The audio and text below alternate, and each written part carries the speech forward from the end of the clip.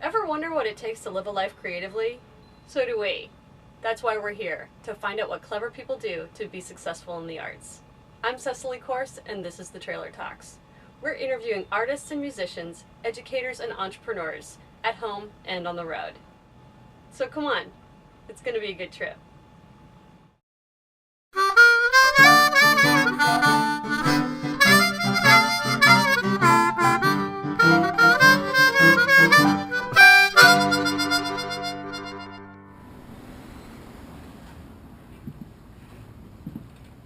Hey, welcome to the trailer. Come on in. Today, we're on the road in Hollywood with the extraordinary Rémi Brun. He's a pioneer in motion capture, and here's the story of his creative life.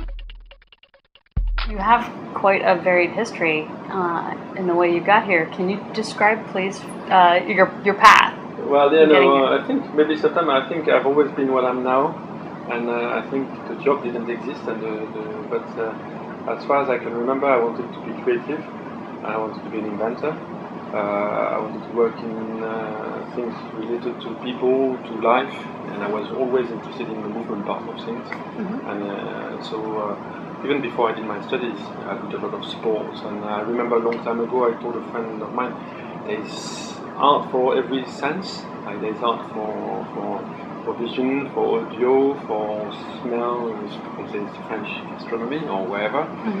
But there is no art for movement. And for me, sometimes when I was having a dancer on stage and I had these movements, I was thinking this is just beautiful. It's just enjoyable. And when you do motion capture, you put markers on the body and you see them moving. And that's what we deal with. Those white points moving in space, and very quickly you understand that everybody gets those points and it makes sense of them, and our brain, everybody's brain can't help but make sense of those dots.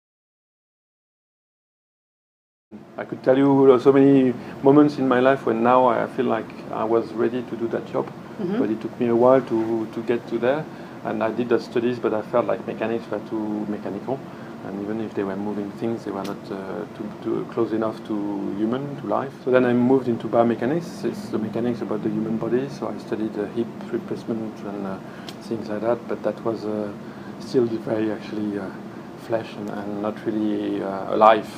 So then I found that project that was more into communication for deaf people, which was actually, at last there was some challenge, something to do with human, but it was a bit less technical, but it was actually fascinating. And I moved to communication, tactile sense, visual sense, speech, audio, so it was very perception, which was very interesting. And then I started discovering that perception and action, the way we move and the way we perceive, are not completely independent. As an engineer, you tend to think the human person is some sensors that collect information from the world, and then you've got muscles, action things that will create some movement to act on the world, and then in the middle there is a human brain. But my belief now is that it's much more complex and that the two of them are connected, and perception is linked to action, and it's like a loop. And of course I'm dealing with that, but I've discovered that philosophers have also said a lot of things on that. But it's a big world. I didn't know about that at the time. So at the time I just moved to, I was doing this, but I was not very happy with too much work. So I took a sabbatical, and I met some friends in Burgundy, a good place for food, good lunch, and they were thinking of starting a motion capture company, the first one in Europe. They had done a PhD in motion capture, and they were thinking, why don't we do that? And Remi, why don't you join us? I thought, that sounds fun, let's do it.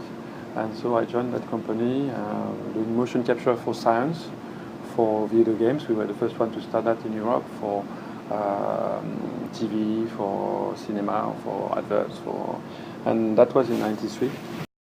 And at that time I didn't know that was a new job. I didn't know it would be the job for my life. It would be the job I would feel comfortable with. It was just a fun job with some friends. And we spent 3 years having fun, making no money at all, because we were just engineers enjoying ourselves. But discovering all that world, and then the more it went, the more I felt like I'm so at ease with this job, and I feel like I'm the only one. I enjoy it. Every time some people ask me a question, it's just so clear in my mind. And then, so this job I call is a movement engineer. Mm-hmm. Like some others are sound engineers. And sound engineers, they study a lot to know about sound, to record sound or to replay sound for projects, for other artists. So you're in an artistic field, but you're at the service to a creative person. That was very good for me, because I didn't want to be creative at the time. I wanted to be in this world, but with someone else taking the responsibility of deciding what is good and what is bad.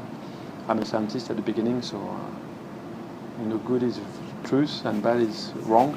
In artistic world, there is no truth, so it's much more complex. So I was a bit not at ease with that kind of. And then I understood that actually that was a job. It was a job that I was enjoying a lot, and actually that I was quite good at. I believe that it's a job that maybe in 10 years' time people will be training to do that, and then be in schools, and I'm working on that because it's a fascinating world. I did my job as a movement engineer, took me to different places, and then I started my own company in 2007, mm-hmm. which is recording movement and delivering movement to people, for actors, for cinema, television, and so on.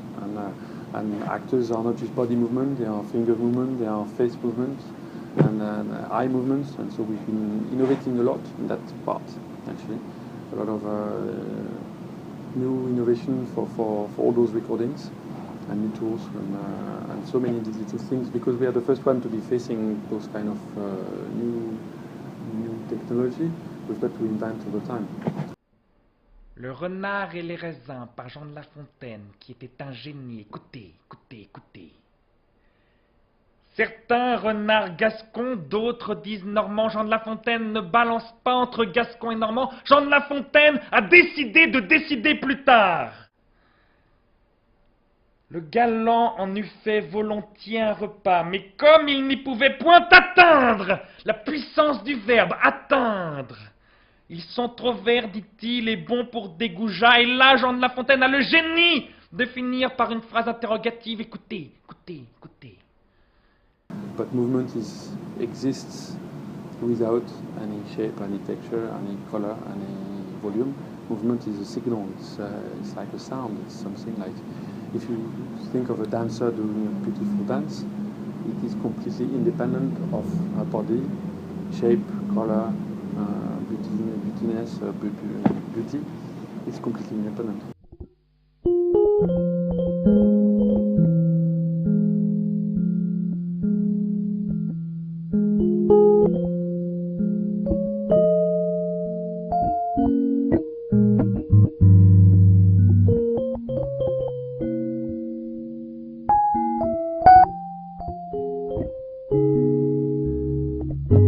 Because I see our movement is so powerful and so beautiful and so something on its own that can be I'd like to find a way to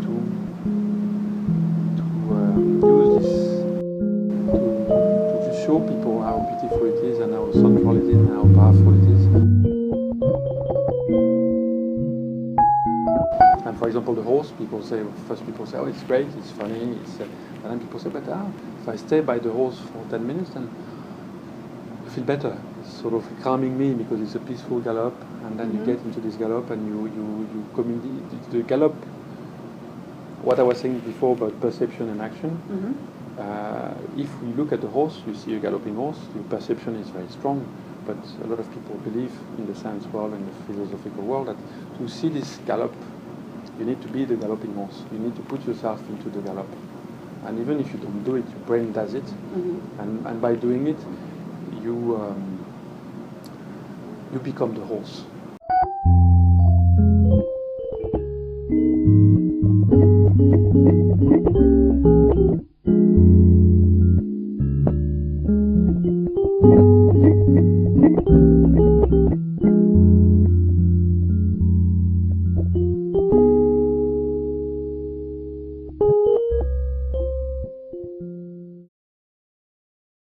That was a glimpse inside of Rémi Brun's life and journey. We'll have more of his story on the next edition of the Trailer Talks. In the meantime, you can see more of Rémi's work on YouTube and at his website, MocapLab.com. Check out those sites and join us for our next road trip when the Trailer Talks. I'm Cecily Korst. See you next time.